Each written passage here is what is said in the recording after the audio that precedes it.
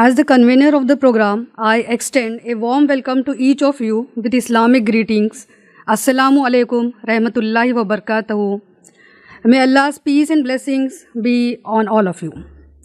It is a pleasure that you all have accepted our invitation to attend this program on an interesting topic, that is Muslim women combating polarization. We will begin the program with a recitation of the Holy Quran. For this, I would like to invite Hafsa Masood. She is a student who is pursuing BTech from Indira Gandhi Delhi Technical University for Women. Now she is going to recite a few verses from the Surah Tahrim, that is ayat number 10 to 12. I would like to invite Hafsa Masood for the Quran recitation. Assalamu alaikum warahmatullahi wabarakatuh. أعوذ بالله من الشيطان الرجيم بسم الله الرحمن الرحيم ضرب الله مثلا للذين كفروا امرأة نوح وامرأة لوط كانتا تحت عبدين من عبادنا صالحين فخانتاهما فلم يغنيا عنهما من الله شيئا وقيل ادخلا النار مع الداخلين وضرب الله مثلا للذين آمنوا امرأة فرعون إذ قالت رب ابني لي عندك بيتا في الجنة ونجني من فرعون وعمله ونجني من القوم الظالمين ومريم ابنة عمران التي أحصنت فرجها فنفخنا فيه من روحنا وصدقت بكلمات ربها وكتبه وكانت من القانتين.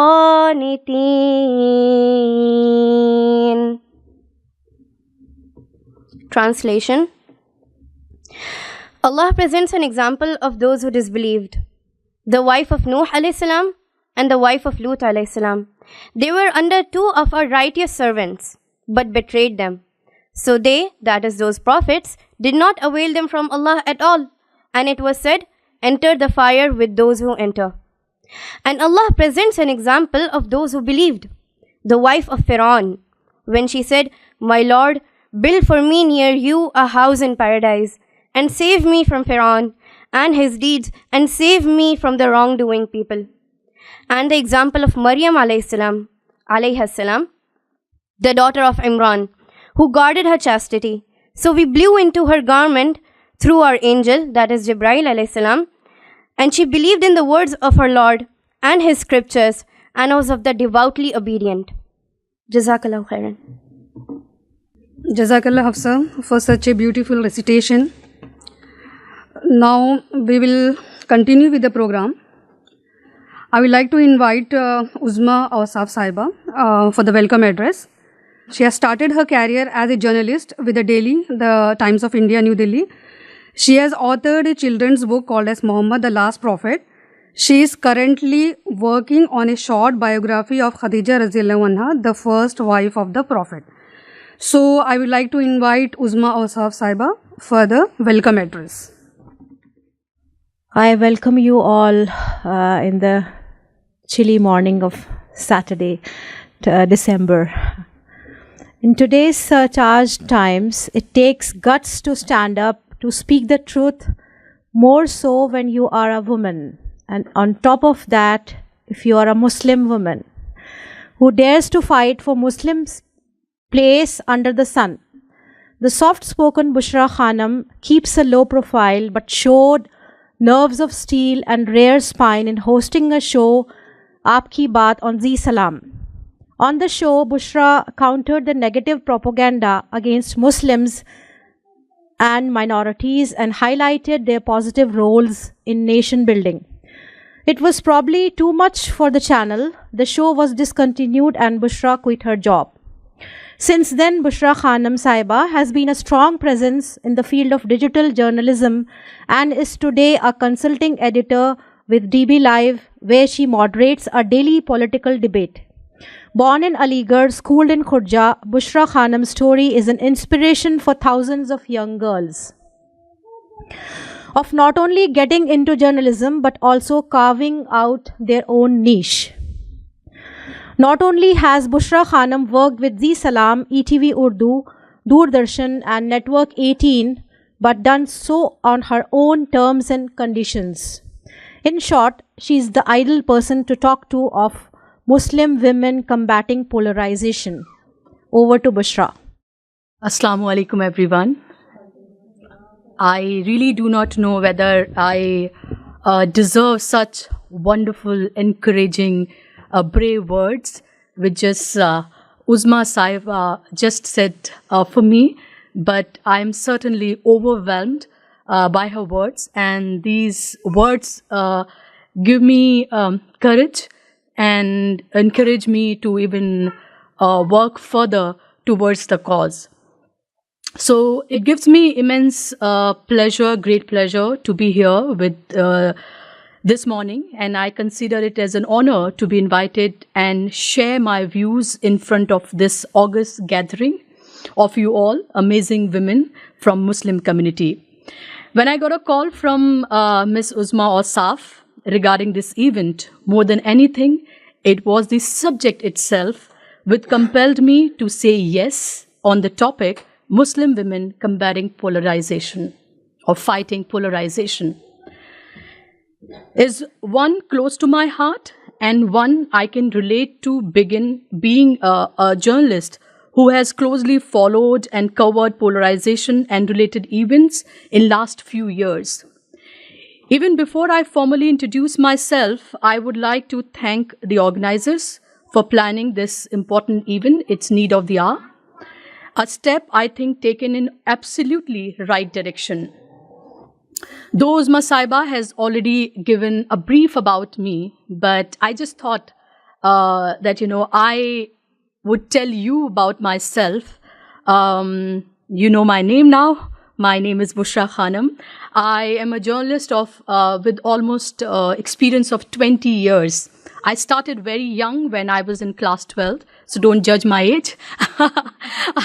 So it's been almost 20 years that I am working in this field. I have seen all ups and downs, and when I started, there were no 24 hours news channels. There were very few channels who were producing programs and giving news. And it was a very big challenge for me then to start my career.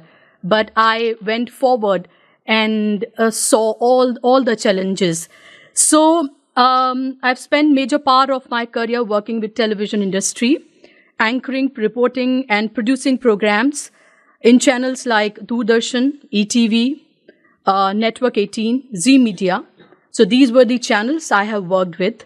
After quitting my last job, which was with mainstream media, that was Zee Salam, I had been working with digital platforms, and currently I am consulting editor with DB Live, which is a popular political news YouTube channel. You can all watch my program there if you wish to.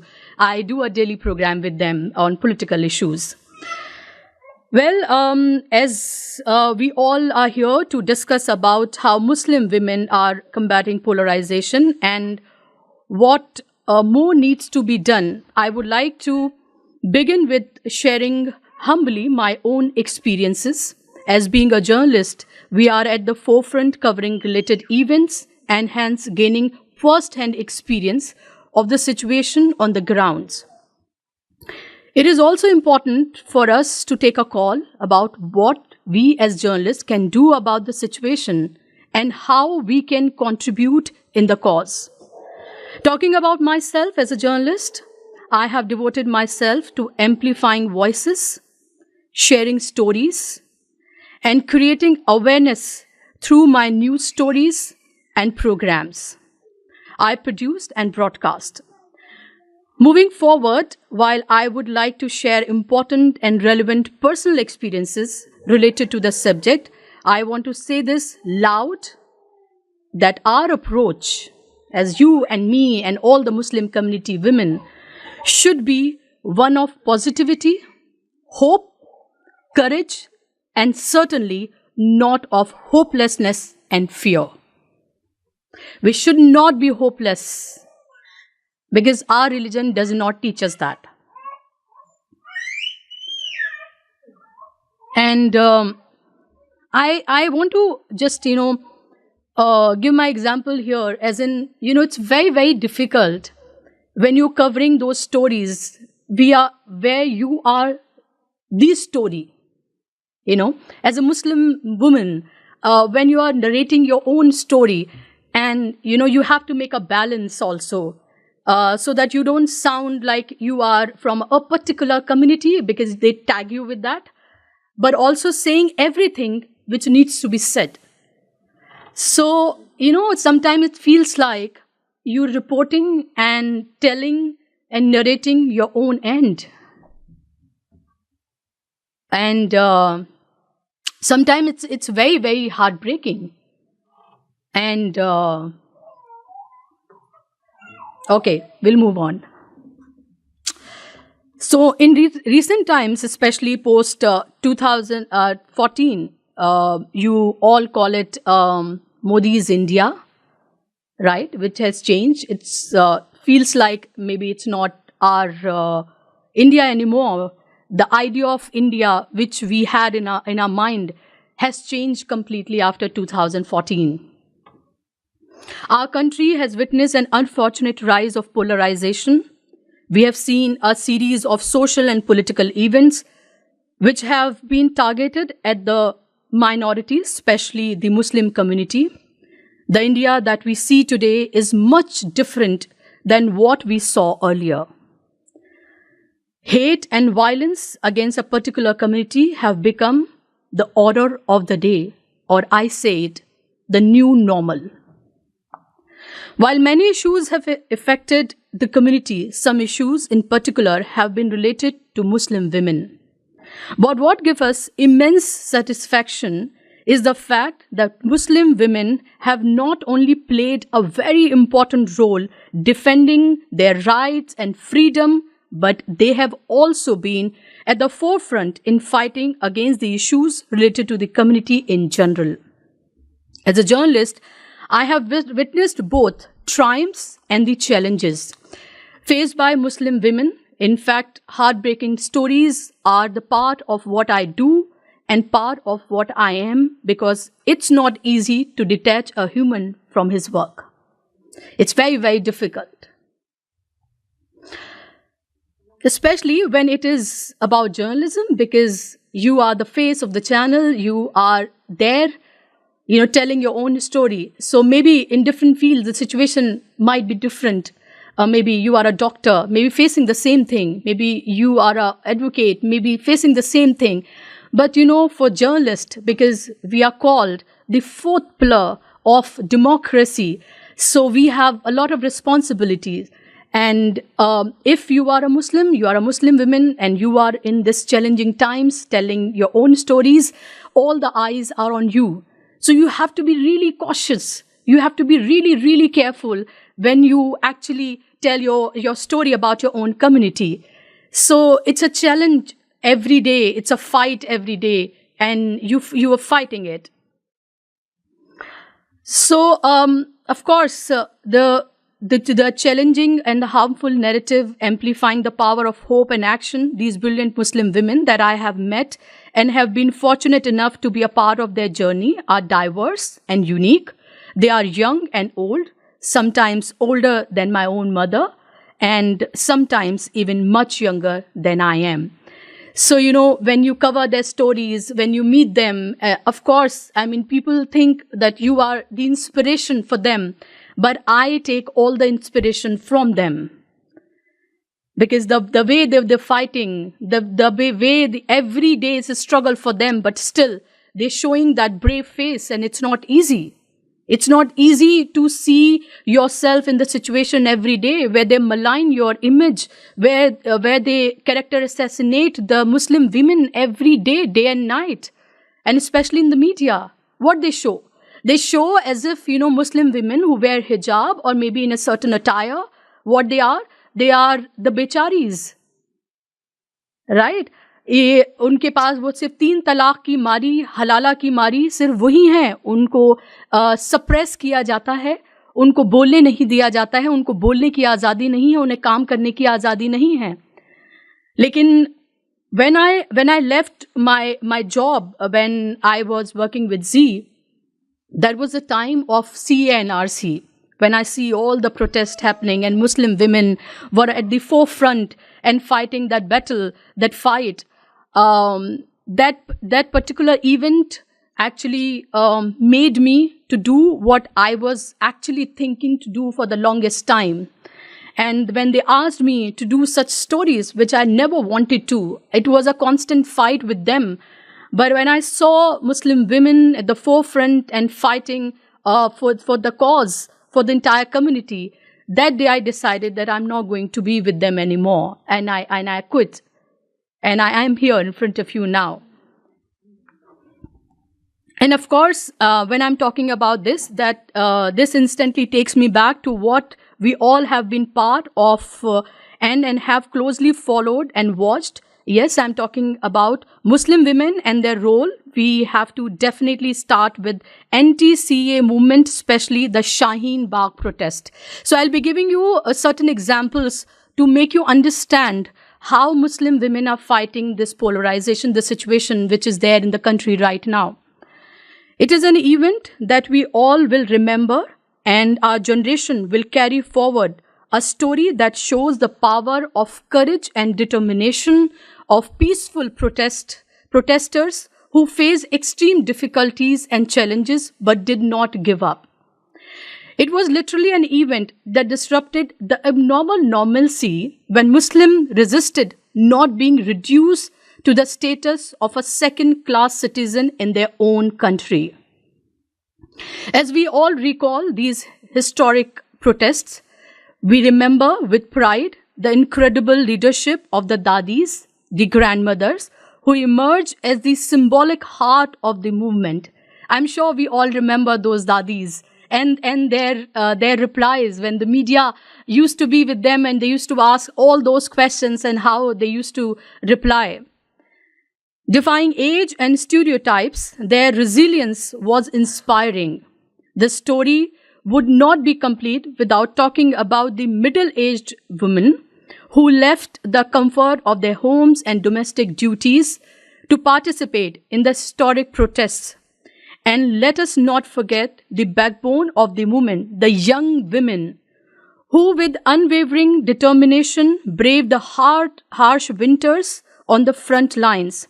So this movement saw all sorts of women, students, professionals, homemakers, mothers, and daughters, and there is no shortage of their stories of courage. I'm sure we all remember that. I'm sure we all know what we saw in Shaheen Bagh and how we saw all aged women were there, how they left their comfort. They were not out in such protest, but they thought that it's the situation for them for do and die, and they have to be out and they have to raise their voices when their image, their own identity is at question, at risk. So of course they had to take that step and they had to come out from their comfort, and they fought that fight peacefully. And then we must mention about those who have made big sacrifices, those who had to go to jail and suffer at the hands of an unjust system. Individuals like Gulfisha continues to be in jail till date. And what she is facing tells us about the injustice the community may face when even courts fail to provide you relief. These stories inspire us, and she's not an isolated case. She's a symbol of the sacrifices made for a cause that goes beyond individual interests. And here I want to highlight one thing that has often been ignored in the conversation. Muslim women in the protest against the Citizenship Amendment Act, that is CAA, in India, in Shaheen Bagh, all across the country, one just trying to show something for the sake of it. They didn't go out to break the stereotypes as a show. Their presence was about their conviction in the belief that they have to defend their rights. These women were not just participants, but organizers, also very vocal in expressing their thoughts. I'm sure we all remember Shaheen Bagh, and one incident I want to quote here. I remember from one particular channel, so-called mainstream media, which they never do anything, mainstream. They run a propaganda, of course, with particular community, for a particular community. So there was a particular anchor who has a big name, and that person came to cover CA NRC protest in Shaheen Bagh. And there were two women, young women, very bright young women. They were wearing a hijab like you are wearing. They covered their faces and everything. And he thought that, when he will ask questions to them, they will reply maybe in other language, maybe in Urdu, or maybe will not be able to say things the way they were expecting. And when those girls replied in English, they were wearing hijab and English, and not only the language, the content, it blew his mind. It blew his mind. वहीं पर उनका जो पूरा propaganda था वो वहीं का वहीं एकदम वहीं खत्म हो गया. जो हवा थी वो वहीं निकल गई. So I'm just trying to say that, we should be well prepared. We should read. We should be prepared. We should not compare ourselves with other community women. We should just think that, in front of us, there are a lot of challenges. Maybe, we should work in silent. We should work in silent and just, reply with our results, and then boom, they will be just like shocked. Because, what they think about Muslim women. And this agenda is not only confined to India. You see now the Palestine issue is going on, and you see the entire world, what kind of a propaganda they are running about Muslim women. And you remember when Shaheen Bagh was happening, they were saying for 500 rupees, these women are sitting here. So these are the agendas and propagandas. They're running day night about Muslim women, and we have to fight back. And that is why I'm giving you, examples so that we can understand how those brave women fought back and gave the reply which were needed. So beyond Shaheen Bagh, another very important event related to Muslim women was the hijab controversy. In Karnataka, we saw that happened, how the Muslim women fought back against the attack on their religion, very loud and clear. One, as we all saw it was in the form of protests and rallies. We also witnessed the brave Muskan. I'm sure we all know her. A lone Muslim girl on the way to her college being heckled and harassed by the Hindu right-wing mob for wearing a mere hijab. But her bravery was something that inspired the entire community. Not only this women organized protest as the Constitution allows them to do so. Also, they fought legally, asserting that their fundamental right was being violated. Also, public campaigns and social media initiatives were started by women organizations trying to use the power of online campaigns to make their impact. And what happened? I'll just tell you the update on the Karnataka hijab. Karnataka government on Friday, that means yesterday, said it will withdraw the ban on wearing on hijab in educational institutions, which was imposed under the previous BJP government. So you can consider it as a victory. If Muslim women wouldn't have fought and wouldn't have, resisted and wouldn't have done those protests and rallies, this wouldn't have happened. if they would have accepted the way it was going on.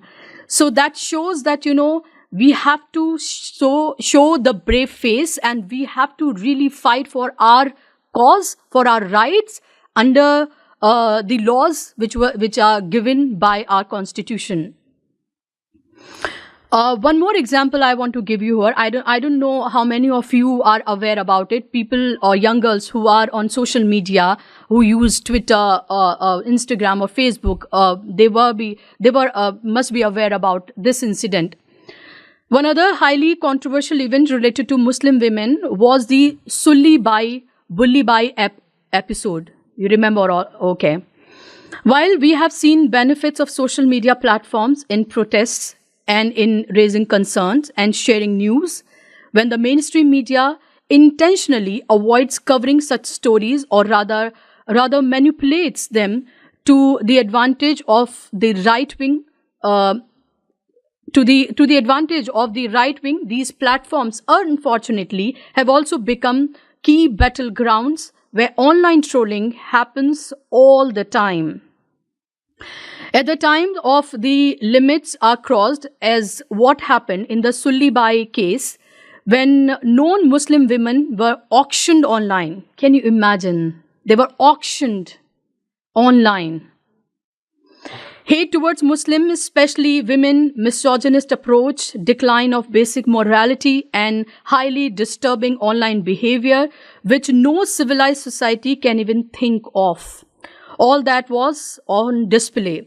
They targeted women who speak out on pressing political and social matters. Their aim was to degrade Muslim women in the public sphere and scare them. But again, the powerful and courageous Muslim women stood their ground.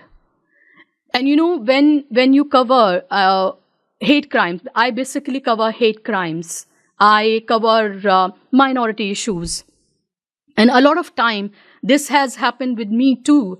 When you cover uncomfortable issues, which is, making them uncomfortable, the right-wing agenda, the government which is in the power. So they have called me a lot of times halala ki paidaish. They have called me jihadan. They have given me threats for rape. They have done all sort of things. And I would tell you here that, no matter how brave face you put, and no matter you continue showing those stories, but it does affect you. It does affect your mental health. It does take toll on your mental health. And you take, time and you think that whether you should continue with this, or you should hold yourself back. Because these challenges, every day, they must be doing it online. But, you think, because even yesterday I was at Jantar Mantar covering the rally of India Alliance. The other day I was at Ashoka Hotel covering the India Alliance meeting. So, and prior to that, I have covered, UP elections, West Bengal elections. So I'm on the ground, I'm in the between, among the public, and going with them, and talking to them. So, it gives you sometimes chills in your spine that, what if some of the Sarpara is there in the crowd and does something? So it looks easy, it looks rosy, maybe, that, we are the face of some particular channel, showing stories, getting name and fame. But, it's very challenging. It's very challenging. And it's a challenge for every day, because they judge you when you narrate your own story, or maybe any political story, anything, any news item you're presenting. They judge you because they think maybe you are telling this story thinking that you are a Muslim. So they never see you without your identity. No matter how hard you try, that you are just a journalist. Your identity, of course, it's my identity. I'm really, really proud of myself that I'm a Muslim woman and, doing this. This gives me immense pleasure and proud. But, when you are doing your duty, you are just a doctor, you are just a lawyer, you are, just a journalist. You leave your identity at home, maybe because, of course, we live in a country where we are in a different circumstances. but they never leave you. They never leave you, and they never leave you to question your identity. So there are many instances, but what is important now is to talk about the way forward. It is important for us to know what we, the Muslim women, can do as individuals. How we can form strategies, think tanks, and action groups. How each one of us should contribute in this cause. Lawyers should form a network and platform to provide legal assistance to Muslim women victims. Doctors should do the same to provide medical aid. Entrepreneurs should provide business opportunities to the poor.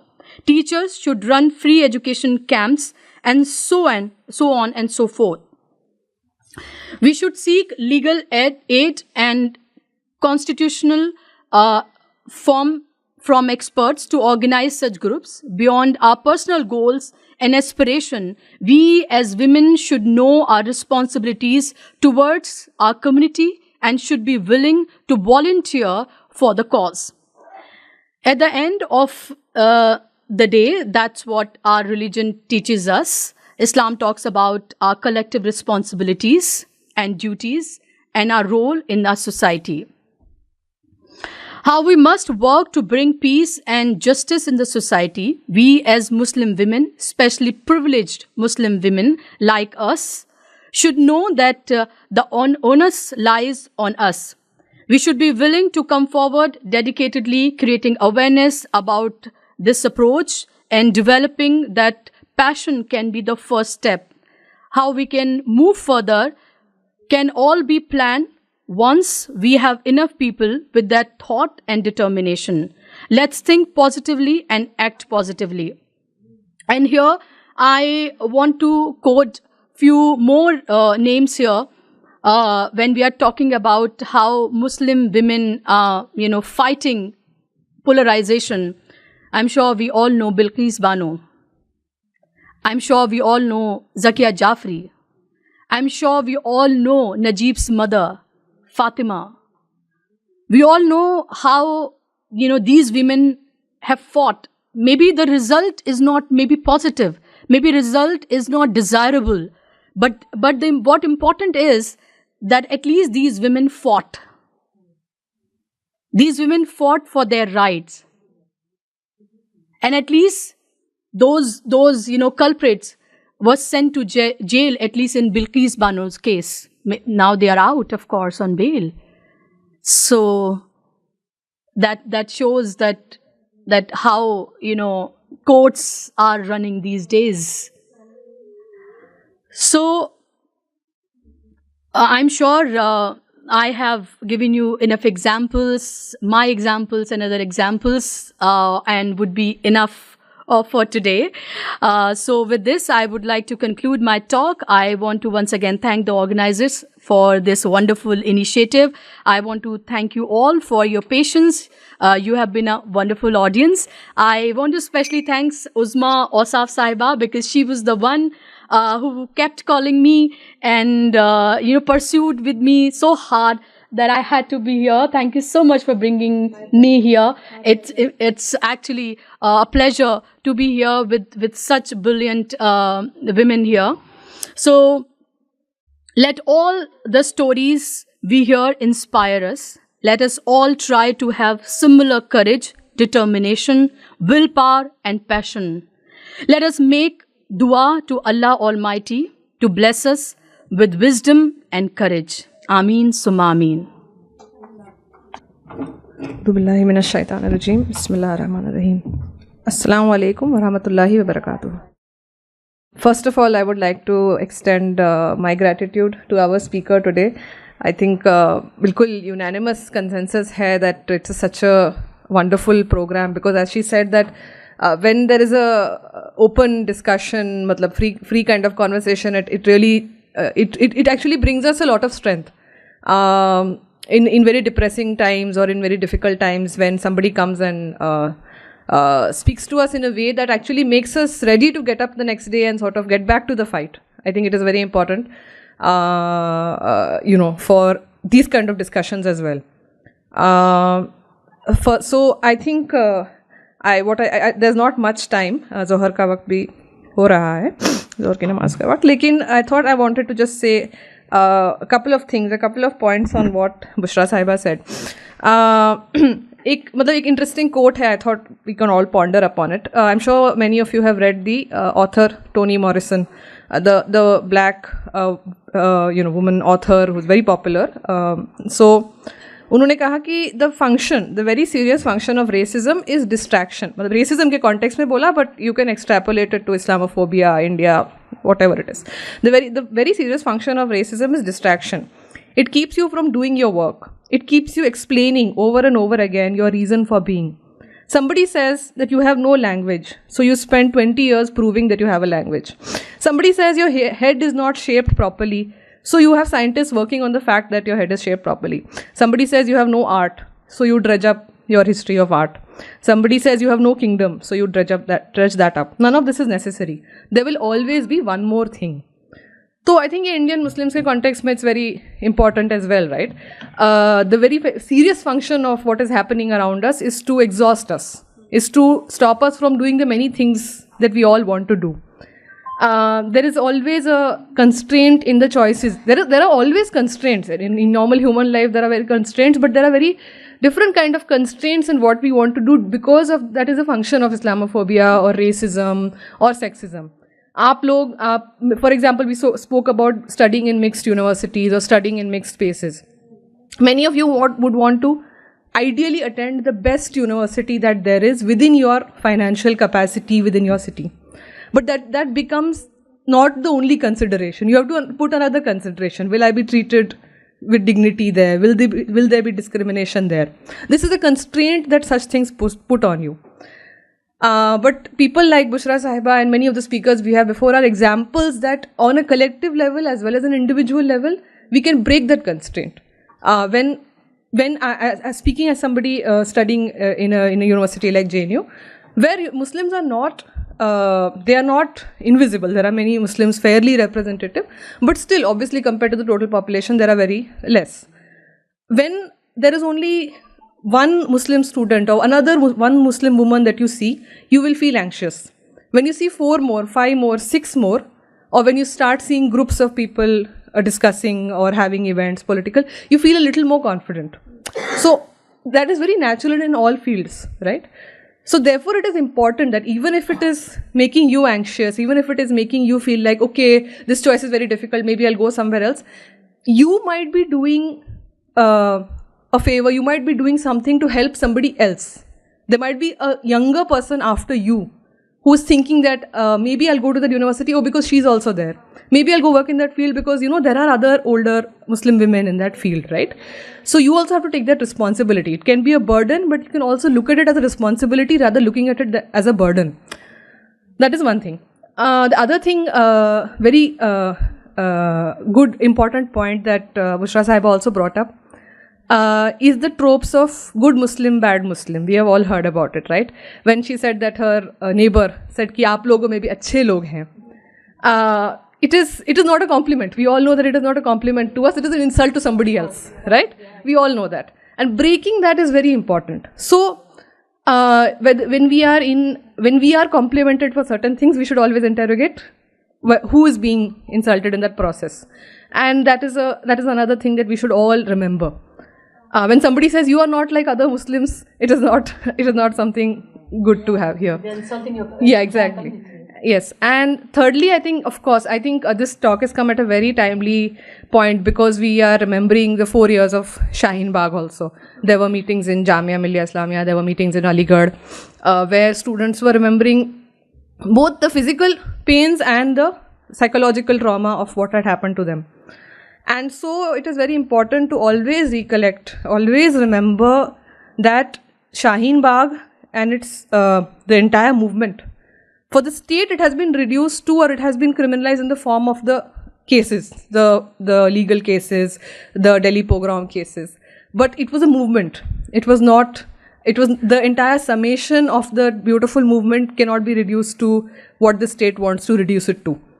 And we have seen repeatedly women of all shades, Muslim women, and not for the first time, standing up and working against polarization.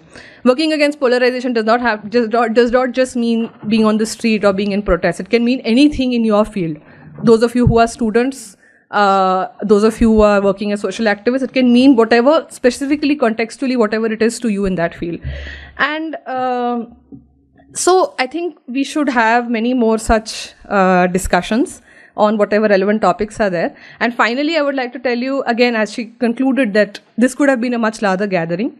What I would suggest to you is that instead of, like, we've been having these programs every month, right?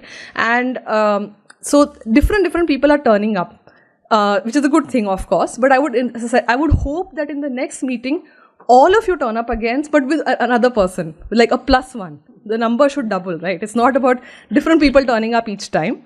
And then hopefully they will also bring more people. Hopefully this hall will be too small and we'll have to conduct it somewhere, inshallah. So that is our hope.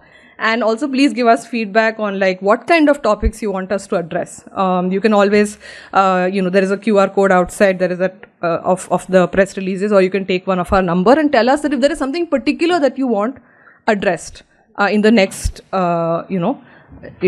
session. So from my side, that is all. Thank you so much.